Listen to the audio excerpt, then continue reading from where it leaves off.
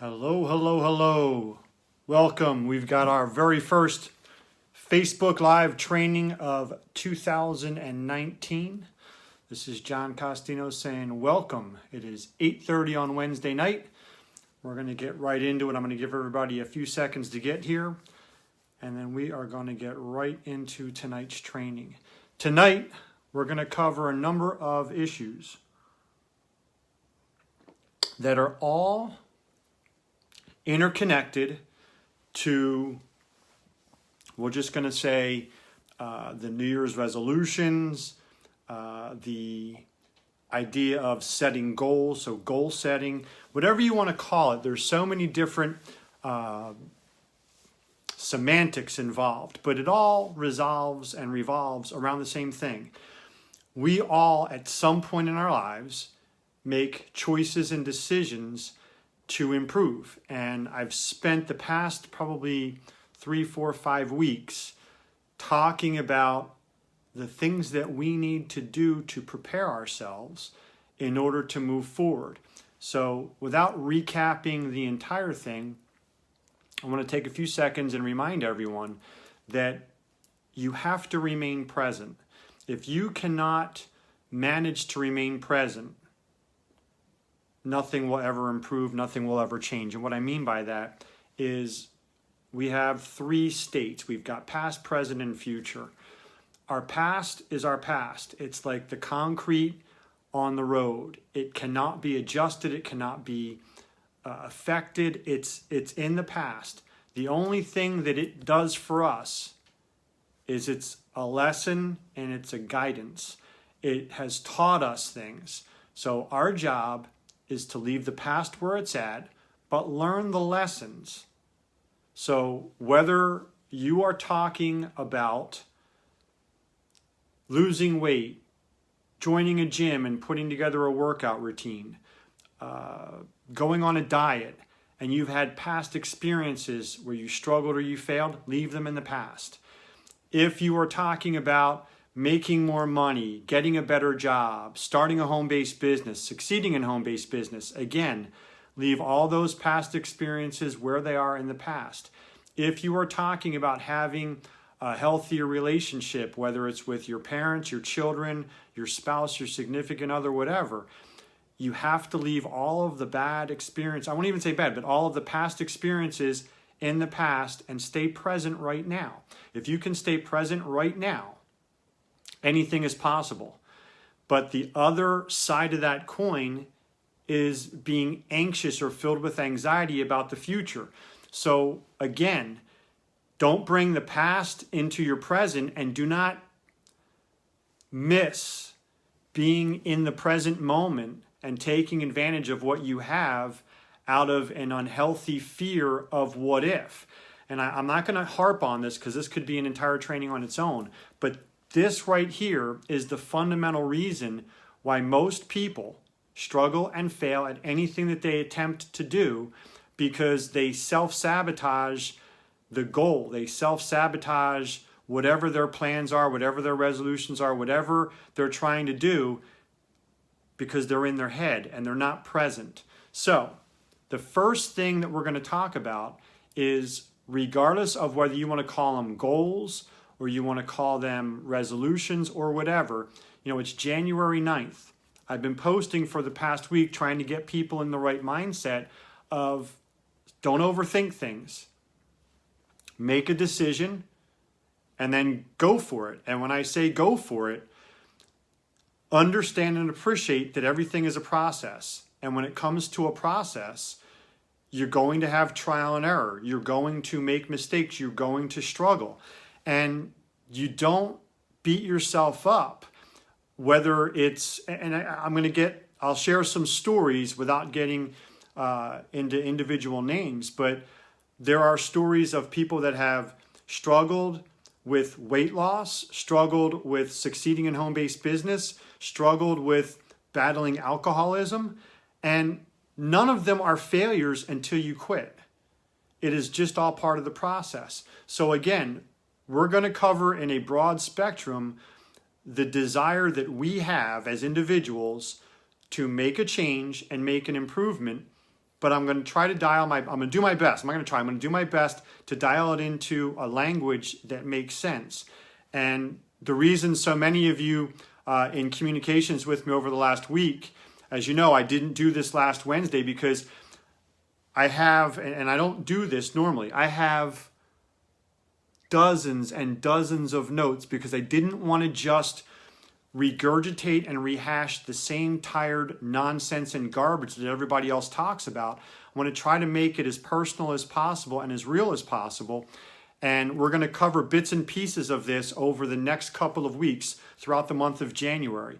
Because the reality is this: if you do not prepare the healthiest environment for you to succeed, you have zero chance of success. You are literally guaranteeing, you're ensuring that you will not succeed. So I won't call you a failure, but I'll say you're going to perpetuate nonstop struggle. So again, I'm going to refer to my notes here because I took a tremendous amount of them and I'm not going to cover everything tonight. But the whole concept is, why do we fail to achieve the goals that we set? And we can give lots of reasons, and I'm not going to ask you tonight to communicate, but I am going to ask you to comment underneath this video, because I want this to become a live thread, a very interactive thread that continues all week until next week. So the first question is, why do we fail to achieve the goals that we set? There are no right or wrong answers. There are no good or bad answers, but I'm asking each and every one of you to personally communicate that answer. Why? And don't think for a second that you're going to be judged, because I'm already making the blanket statement that all of you have at some point in your past made goals, made plans, set intentions, written out resolutions, and then you quit and abandon them for whatever reason. But the biggest thing we've got to do is we've got to identify. We've got to come clean. We've got to identify. We've got to recognize. And then we can begin to repair it. I have my own answer, but I'm not here to tell you anything. I'm here to, tonight and for the next couple of Wednesdays, stimulate you to think and communicate. So why do we fail to achieve our goals? And I'll give you, for me, I think the biggest answer is we fail to create the environment that's necessary for us to have success. And I'll try to give you an easy example. We all understand the concept of gardening, okay? So whether you plant flowers in a garden or whether you're trying to grow vegetables in a garden, the reality is this: most people will talk about, hey, I want to have a garden. I want to have this beautiful garden. I want to grow my own vegetables, whatever, which is a wonderful concept. But in order to accomplish that goal and to receive the benefit of having flowers bloom or growing your own vegetables, it's a process. So success is not an event, it's a process. And here's the reality. Most people will go out there and they'll buy the equipment, which means they'll go out and get the tools necessary to begin developing that garden. So they'll go out and they'll buy the little tools. They'll go out and they'll buy the seeds. So let's talk about planting carrots and onions and tomatoes and peppers. And all of a sudden, you're now committed. You want a garden. You've decided to become healthy and you want your own vegetables. So you buy the equipment. You've got the tools. You buy the seeds. Planting the seeds does not yield a result. But the reality is, when it comes to the goals that we set, the resolutions that we have, the intentions, whatever we're going to call them, that's how we treat them. We make the initial effort. We go out there and we start it. And we have all the enthusiasm in the world, all of the excitement. And we've got great intentions. But it's the equivalent to buying the equipment, buying the seeds, putting them in the ground, and then walking away and saying, I'll see you in 3 months when I come get my tomatoes. Now, the reality is this. There's a zero chance of getting any crops, to get any, harvest any vegetables from that garden if that's how you treat it. In fact, I'll take it a step further. Let's say you're super motivated in the beginning and you prepare the garden. So you go through with your little tools and you break up the soil and you put the nutrients in the soil and you water the soil, so you've gotten a very fertile environment to grow these vegetables. And then you put the seeds in there and you're very diligent, and you're diligent for the next 3, 4, 5, 6 weeks.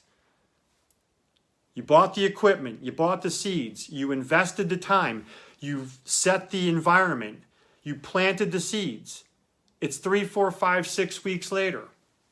You see results begin. The little plants are starting to grow. The seeds have grown into little plants. But here's the reality. Your job is still just beginning. Because if you want to receive from that effort, if you want to harvest vegetables from that garden, what's going to happen over the next couple of months? While that fragile little plant is growing, you got to make sure every single day it's getting water. The good news for you is the sun's going to make sure that the sunlight takes care of itself. But what else do you have to do?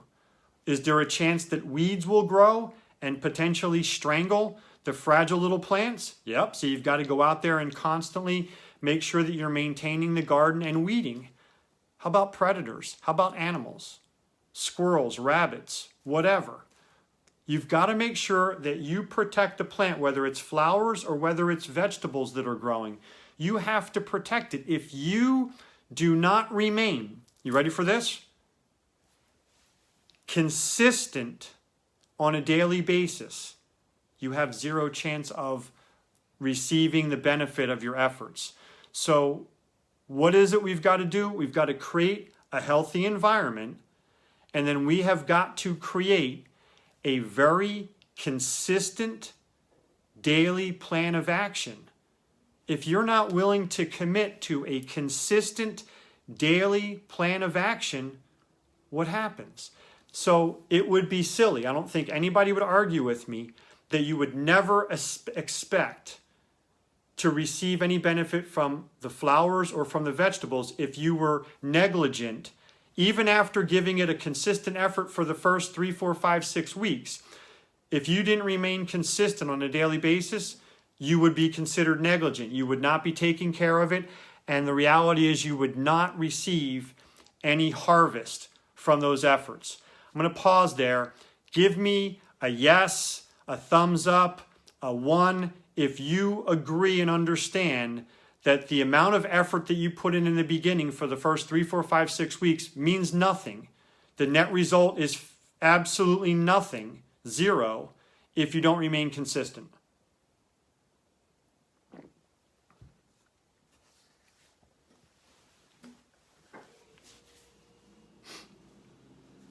Okay, great.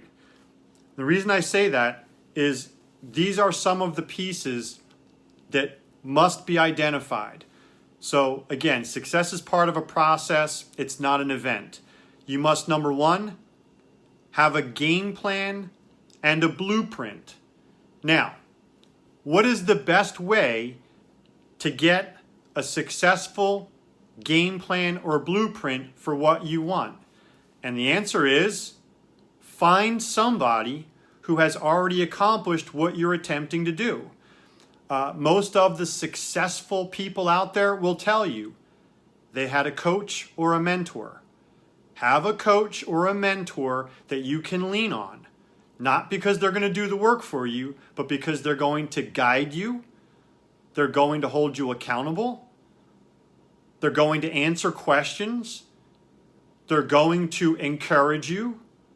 They're going to nudge you when you're off track. That's the value of having a coach or a mentor. Now, here's the funny thing. Most people, too egotistical, too arrogant to say, I'm going to hire a coach. And I'll make that a whole nother video all by itself.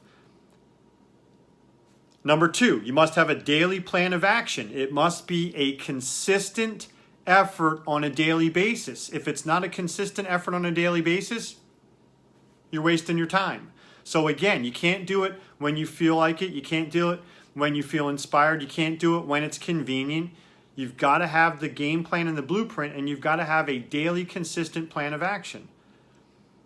Number 3, accountability. funny story. So when I was a personal trainer, many of you know I used to be a personal trainer, I had a really cool way of holding my clients accountable. I always preferred, whenever I had a client, one of the first things that I did with them is I asked them, do you know anyone else that would like to go through personal training with you? And I always cut my fee in half so that the two of them could do it together. And I said, but you've got to commit to each other. Now, once I got them to agree and commit to each other, what they did was they exchanged gym bags with 3 sets of workout clothes: top, shorts, socks, sneakers, the whole 9 yards. And here's what they did.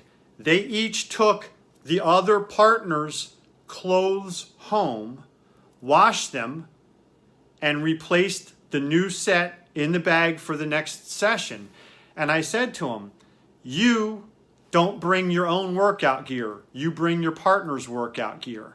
And you don't have the opportunity to blow off the gym, or else your partner gets screwed and can't work out. Now, at first, they always were kind of hesitant. I said, this is how I'm doing it. I'm not going to let you hold yourself accountable. And even though you've hired me and you're paying me for the sessions, I don't charge that much money that you're going to worry about breaking the bank. But I knew they would not let down their friend or their neighbor or their family member.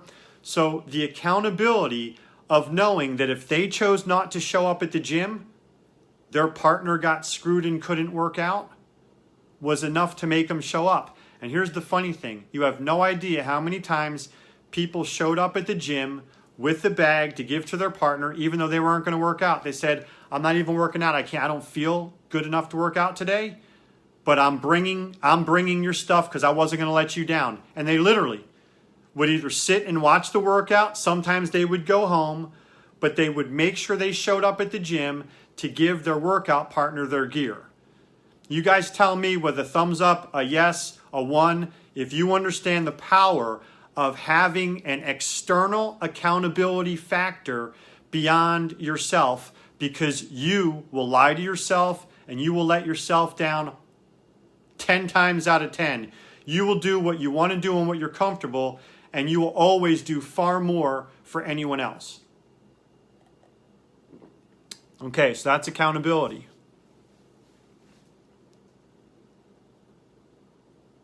You must have SMART goals. SMART goals. And we'll break them down another time. I'm not going to do goal setting specifically tonight, but if you want to know what SMART goals are, they're specific. So you've got to be specific. They're measurable, so they can be quantified. They're not just emotional. They're achievable. You have goals that are achievable. You build step by step. They're realistic, which is very similar to achievable. And they're timely. They have time sensitivity to them. So when you're setting your goals, you always want to have in the back of your mind, we're going to have SMART goals. In addition to having daily accountability, you want to have weekly review. I call it a diagnostic checklist. So you've got daily accountability of what did you do today, but each week you review it with your coach, with your mentor, with your partner, and you basically course correct.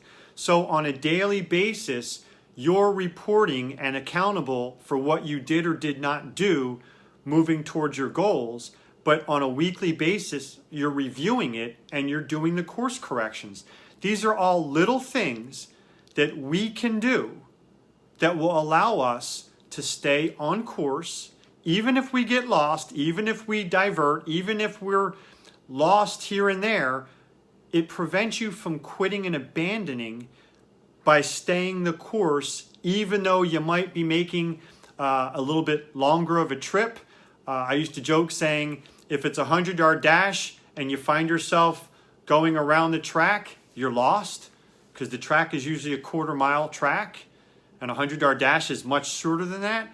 But the bottom line is, even if you end up doing a 5-mile run instead of a 100-yard dash, as long as you get to the finish line, you win. That's the pressure that we put on ourselves to get things done under some type of a time constraint or comparing ourselves to other people. The last one here is we celebrate the small achievements. You know, one of the things that has always plagued people, myself included, is we have that fear of judgment, that fear of criticism.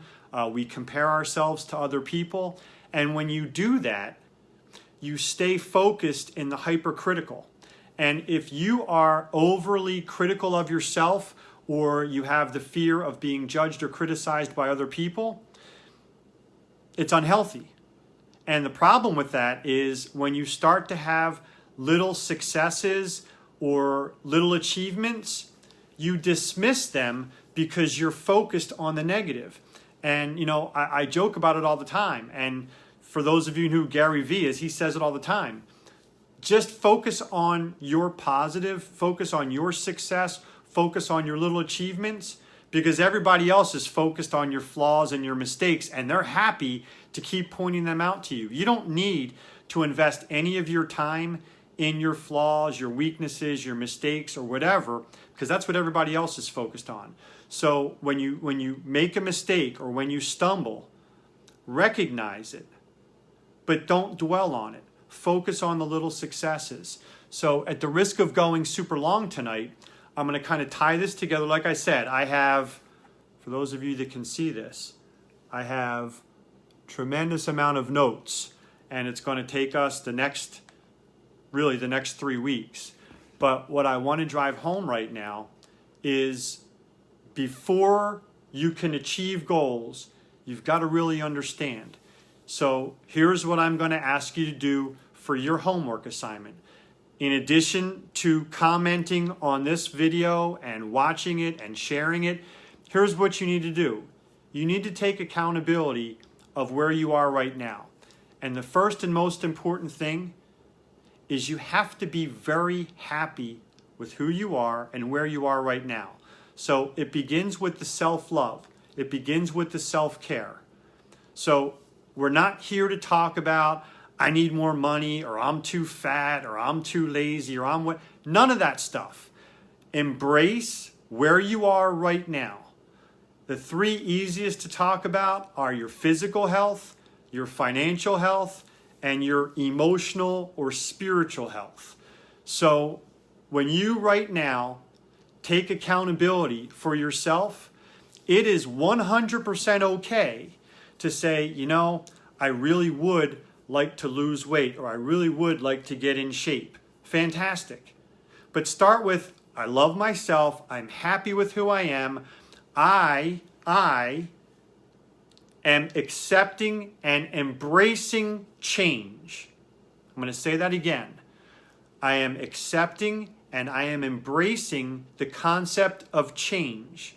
But you got to start with, I love myself and I'm happy right now with who I am, and I'm making the commitment to make some changes in order to make some improvements. Please text in that you understand what I just said. You are content and happy with who you are right now. I don't care how broke you are. Love yourself. And then embrace the concept of, I am going to make some changes in order to make some improvements in my financial situation. I am going to make some changes in order to make some improvements in my physical appearance and my health. I am going to make some changes in order to make some improvements in my relationships, in my spirituality, in my emotional health. That is where it must begin. If you do not make those steps first, you are building on a very unstable base, a house of cards. And I promise you it will collapse over and over again. So what I'd like you to do for your homework assignment is evaluate yourself. Evaluate where you are right now with your physical health, which means not just your physical appearance, okay, but with your health. If you right now get out of breath walking up 3 flights of stairs, you're not healthy.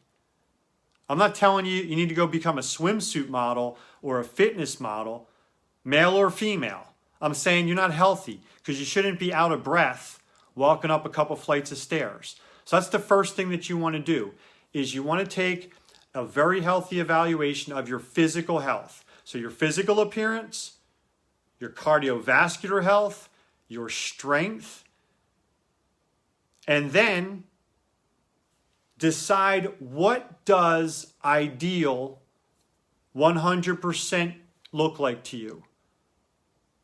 Really begin to think about that. Same thing with your financial situation. I don't care how old you are. I don't care how much money you have in the bank. I don't care how much money you're making weekly or monthly. I don't care how much debt you have. Take ownership of where you are, because where you are is the sum result of all of your decisions, all of your choices, all of your actions. And if you want to make changes and make improvements in your financial status, that's great. But you take ownership of where you are right now, and then you decide, what would it look like for me to be in good financial health? And don't make the millionaire status, having mansions and Ferraris, that can be down the road. But remember, the goals have to be achievable and realistic. If you're in debt right now or you're struggling to pay bills, don't jump ahead. Actually map out how much money do you need to make to cover your bills and have a little extra. That's the first step. The first step is having the financial stability that you're earning more than you need to pay your bills. That's where it begins. And then as far as relationships or your emotional or your spiritual health, decide what healthy looks like. Whether, one of the best messages out there, and it was funny because a young lady had sent it to me, and she said, this is the motto that I live by, and I do too. There's, are you single? Are you divorced? Are you in a relationship? They have all these things. And there's such a stigma right now on people who are single. And it's because too many folks confuse alone with lonely. And if you right now are not content with who you are, loving yourself and being at peace with yourself, it doesn't matter whether you're single. It doesn't matter whether you're dating. It doesn't matter whether you're married. You're not going to be happy because you can't long-term sustain a happy, healthy relationship with anyone else if you're not happy with the person you see in the mirror. So that's where it begins. So again, I'm not harping on this, but I want to make sure I'm driving the point home clearly enough that you've got to embrace and be very happy and content with the self-love in each area, and then embrace the concept of I'm going to make some changes, and those changes are going to help me to make some improvements. And the last silly one that I'll give you before we end right now is the folks that said, I want to lose weight, I want to go on a diet, I want to get in shape, I want to, did you create a healthy environment for you to succeed? Meaning, do you still have junk food in your house? Do you still fight the unnatural battle of having candy or chips or junk food in your house and use the excuse, oh, that's for my husband or my wife, or that's for my kids, or that's for guests? No, get rid of it. Get rid of it. Remove it. If you're trying to be serious and you're committed to making those changes, make the changes. Don't hide behind the excuses or the procrastination or the justification of fighting a battle that you don't have to. If I make the decision that I want to eat healthy, the only food that will be in my house will be healthy food. That doesn't mean my son can't have junk food, just not in my presence. He can have that at his mother's house.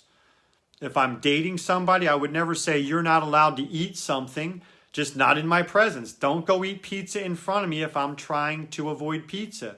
Don't eat ice cream in front of me if I'm trying to eat ice cream. The idea is we must create an environment that will allow us to succeed. So those are some of the pieces, But the bottom line is we're going to build on this each Wednesday for the next 2 weeks. And by the end of this month, okay, by the end of January, you will have navigated the first month of 2019. And whether you realize it or not, you'll be building a healthy foundation mentally, emotionally, and physically in order to go out there and accomplish whatever your goals are. But these goals are going to be achieved in 2019 because you're not going to give yourself any other option. You're not going to prepare to fail. You're not going to try. You are going to accomplish your goals because you're going to build them off of a very realistic, healthy foundation in the environment that we described earlier when we were talking about the garden. You're going to get all of the tools and the resources that you need. You're going to invest the time to prepare the soil before you start throwing your seeds out. You're going to then nurture the seeds after you plant them. And you're going to commit to doing it on a daily basis. Otherwise, you're wasting your time, and the squirrels and the rabbits are going to come eat the seeds or eat the plants when they're just starting to bloom long before you get any benefit. And if you are not committed to doing that, you're going to look yourself in the mirror and say, I don't really have the intention of making these changes. I don't have the intention of pursuing and accomplishing these goals. Therefore, it will not be a question of why didn't it work? It'll be a choice. You can choose to say, I don't want to make a change. That's okay. But at least you won't be playing that silly game of, oh, I made the resolution and I don't know what happened. You'll know exactly what happened. You made a conscious decision, and then you made the clear choice to say, I don't want this. Because whether you do or don't want something is irrelevant. It's what are you willing to invest your time and effort into? What are you willing to commit your time and effort into having and accomplishing? So I want means nothing. I am willing to means everything. Until next Wednesday, please, let's make this a very interactive thread. I'm going to be responding to all the comments on here, and I'm going to ask all of you that are watching this in replay to comment as if you were watching it live, because we're going to build week after week on these messages. And I've got a real big announcement at the end of January, but I'm not going to talk about it until January.